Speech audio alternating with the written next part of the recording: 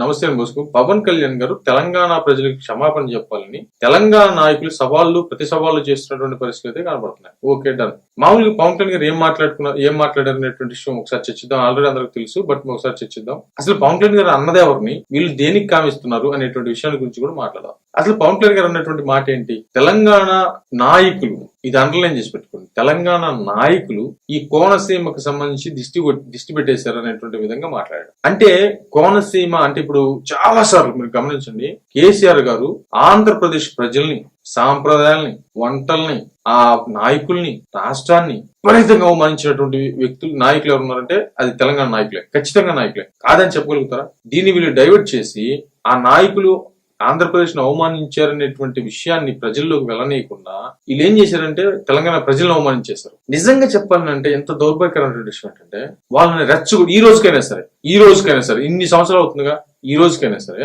వాళ్ళకి ఓట్లు కావాలంటే తెలంగాణ సెంటిమెంట్, ఆంధ్ర తెలంగాణ సెంటిమెంట్ రెచ్చగొడతారు ఈ రోజు కూడా. ఇది ఎంత దౌర్భాగ్యకరమైన విషయం. ఏ చిన్న విషయమే జరగని ఆంధ్రోడు, వాడు, ఈడు అని చెప్పేసి మాట్లాడేటువంటి వాళ్ళు ఇప్పటికీ మాట్లాడతారు. ఇప్పుడు ఏంటంటే దీన్ని క్యాష్ చేసుకుని ఇది రాజకీయంగా ఉపయోగించుకొని మళ్ళీ తెలంగాణలో ఒక నాయకులు అయిపోవాలి, అదే అయిపోలేదు. తెలంగాణ ప్రజలు అంత అమాయకంగా లేరు. అంత అమాయకంగా లేరు కాబట్టే కాంగ్రెస్ పార్టీ గెలిచింది, బీఆర్ఎస్ చిత్తుగా ఓడిపోయినటువంటి పరిస్థితి.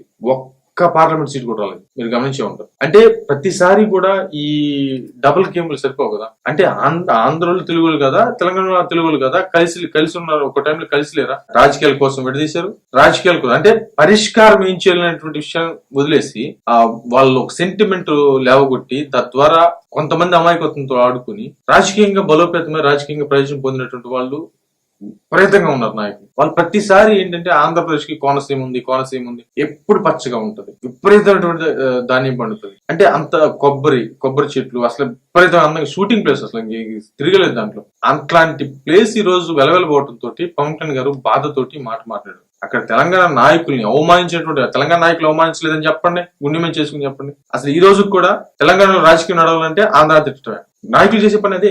మరి దీనికి ఎందుకు వీళ్ళకి ఉక్రోషం వస్తుందో అర్థం కావట్లేదు. అంటే నిజం చెప్పినా కూడా ఉక్రోషం వస్తుందా? తెలంగాణ ప్రజల్ని పవన్ కళ్యాణ్ గారు గౌరవించినట్టుగా తెలంగాణ నాయకులు కూడా గౌరవించడం, తెలంగాణ యొక్క పాట గాని, యాస గాని, తెలంగాణ యొక్క సాంప్రదాయాన్ని పవన్ కళ్యాణ్ గారు గౌరవించినట్లుగా అసలు ఈ లోకంలో ఎవరు అసలు తెలంగాణ నాయకులు అయితే అసలు గౌరవించారు, సమస్య లేదు దాంట్లో. అంత బాగా గౌరవిస్తాడు, తెలంగాణ అంటే అంత ప్రాణంగా ఉంటాడు. నాకు ఓనమాలు దిద్దింది ఇక్కడే, నేను నా జీవితం ఇక్కడే అని చెప్పేసి మాట్లాడుతున్నాను. అసలు జనసేన పార్టీ పుట్టిందే తెలంగాణలో. మరి అలాంటి వ్యక్తిని చూసి ఎందుకు మాట్లాడతారు? బట్ ఈయన ప్రజల గురించి మాట్లాడలేదు, తెలంగాణ నాయకుల గురించి మాట్లాడారు. ఈ రోజు కూడా తెలంగాణ నాయకులు ఆంధ్ర వాళ్ళని తిడుతూ అక్కడ సెంటిమెంట్ లేవగొట్టి రాజకీయంగా ఉపయోగించుకుంటారనేది అది కనపడుతున్న బహిరంగ రహస్యంగా కాదుగా, బహిరంగ నిజం, అది రహస్యమైన నిజం. కాబట్టి ఇంత దరిద్రమైనటువంటి విషయం ఉంటే దాన్ని పవన్ కళ్యాణ్ గారు ఆ నాయకులను బట్టి మరి అలా మాట్లాడినటువంటి పరిస్థితులు అయితే ఉన్నాయి. అంతే. దీంట్లో పవన్ కళ్యాణ్ గారు చేసిన తప్పు గానీ, తెలంగాణ ప్రజలు దాన్ని సీరియస్ గా తీసుకోవడం కానీ జరగలేదు. కానీ కొంతమంది నాయకులు రెచ్చిపోతున్నటువంటి పరిస్థితులు ఖచ్చితంగా స్పష్టంగా తెలుస్తున్నాయి. బట్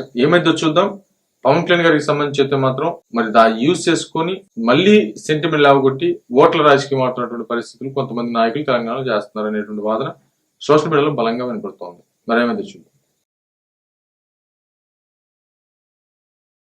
నమస్తే బోసుకుమరి. పవన్ కళ్యాణ్ గారు రాజకీయాలు అర్థం కాక మేధావులు సైతం తలలు పట్టుకున్నటువంటి పరిస్థితులు కనబడుతున్నాయి. ఇప్పుడే కాదు, ఆయన మొదటి నుంచి కూడా ఆయన రాజకీయం అర్థం చేసుకోవడం అంటే చాలా కష్టం. పవన్ కళ్యాణ్ గారు ఎలాగంటే ఒక రకంగా చెప్పాలంటే లాజిక్ గా వెళ్తాడు, ఉన్నటువంటి విషయాన్ని పర్ఫెక్ట్ గా ముందుకు తీసుకెళ్ళడానికి ప్రయత్నం చేస్తాడు. కాబట్టి అది కొంతమందికి ఆశ్చర్యంగా ఉండొచ్చు, లేకపోతే రకరకాలుగా ఉండొచ్చు. అంటే ఇప్పుడు మనం ఎప్పుడు కామన్ గా చేసేటువంటి ఒక పనిని ఎవరైనా కొంత వెరైటీగా చేస్తే అది కొంత వెరైటీగానే కనపడుతుంది, కొంతమంది అవహేళన చేస్తారు, కానీ చివరికి మళ్ళీ అదే ట్రెండ్ అయితే దాన్నే ఫాలో అవుతారు. ఇది సత్యం, నగ్న సత్యం ఇది. కాకపోతే పవన్ కళ్యాణ్ గారికి సంబంధించి ఏంటంటే ఆయన రాజకీయాల్లో అసలు ఏంది పార్టీని బలోపేతం చేయడు, ఏది స్టేజ్ మీద ఒక్కడే ఉంటాడు, ఏదో ర్యాలీలు అంటాడు, లేకపోతే వాళ్ళని కూరుతాడు, ఏళ్ళని తిరుగుతాడు, ఏరియా పోతే ఆ మాట మాట్లాడుతుంటాడు అని చెప్పేసి విపరీతంగా ప్రస్తావించినటువంటి పరిస్థితి. కానీ ఈ రాజకీయ నాయకుల కంటే ప్రజలు చాలా తెలివిగలగలరు కాబట్టి పవన్ కళ్యాణ్ గారు ఆ పొజిషన్ లో ఉన్నారు. ఇది నిజం, ఖచ్చితంగా నిజం. ఇప్పుడు పవన్ కళ్యాణ్ గారి వ్యూహం ఒకటైపోయింది. అంటే ఒక కూటమి అత్యంత భారీ విజయం సాధించడంతో పవన్ కళ్యాణ్ గారి వ్యూహం అంటే ఎలా ఉంటుందో అర్థమైంది. ఇప్పుడు పవన్ కళ్యాణ్ గారి వ్యూహం అర్థం కాక, ఎక్కడి నుంచి పవన్ కళ్యాణ్ గారి వ్యూహం అర్థం కాక ఎవరు అందరూ తలలు కొట్టుకుంటారు. దాంట్లో ప్రధానంగా 15 సంవత్సరాలేమో కూటమి ఉండాలంటాడు. ఖచ్చితంగా ప్రభుత్వాన్ని అటు కేంద్ర ఉన్నటువంటి నిధుల్ని ప్లస్ ఇక్కడ రాష్ట్రంలో నిధులు తీసుకొని గ్రామాన్ని బాగు చేసుకుంటూ వెళ్తున్నాడు. గిరిజన ప్రాంతాలు అయితేనేమి, ఎప్పుడు ఎవరు టచ్ చేయనటువంటి సమస్యలని వాటిని పరిష్కరించుకుంటూ ముందుకు తీసుకెళ్తున్నాడు. ప్లస్ అది కూడా కాకుండా తెలుగుదేశంతో సఖ్యంగా నేను ఇటీవల కూడా మొన్న కూడా వీడియో చేశాను. తెలుగుదేశాన్ని ఎక్కడ హర్ట్ చేయట్లేదు, బీజేపీని ఎక్కడ హర్ట్ చేయట్లేదు. అలాగని చెప్పేసి తను తగ్గించుకుంటూ తన జన సైనికులు తగ్గించాడు తప్ప, వాళ్ళని సైలెంట్గా ఉంచాడు తప్ప, రాజకీయం మాత్రం ఖచ్చితంగా వెళ్ళిపోతుంది. ఇది వ్యూహం అని చెప్పేసి నేను ఎన్నోసార్లు చెప్పాను. మేధావులు ఇప్పుడు మాట్లాడుతున్నారు కానీ నేను ఎప్పుడో చెప్పాను వ్యూహం ఇదని.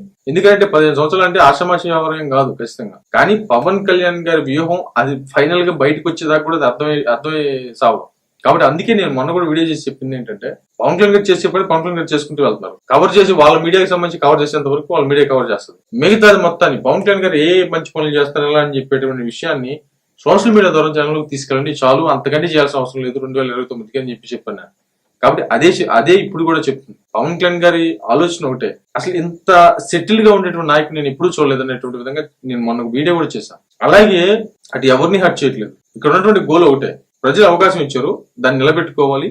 పవన్ కళ్యాణ్ గారు సీఎం క్యాండిడేట్ అనేటువంటి విధంగా, సీఎం వద్దు అంటున్నాడు అని చెప్పేసి కొంతమంది అంటున్నారు. సీఎం వద్దంటాం కాదు, సీఎం అనేది ఇతను మన సీఎం అనేటువంటి విధంగా ప్రజలు డిసైడ్ అవ్వాలి. ఆ డిసైడ్ అయ్యేలాగా తన పనితనం ఉండాలి. అదే చేస్తాడు ఆయన. నేను సీఎం అయిపోతా, నేను అదే పోతా, రాష్ట్రాన్ని ఏలేస్తా అని చెప్పేసి డప్పాలు కొట్టుకోవట్లేదు, ఎక్కడ ఎగిసేసి పట్టలేదు అందరిలాగా.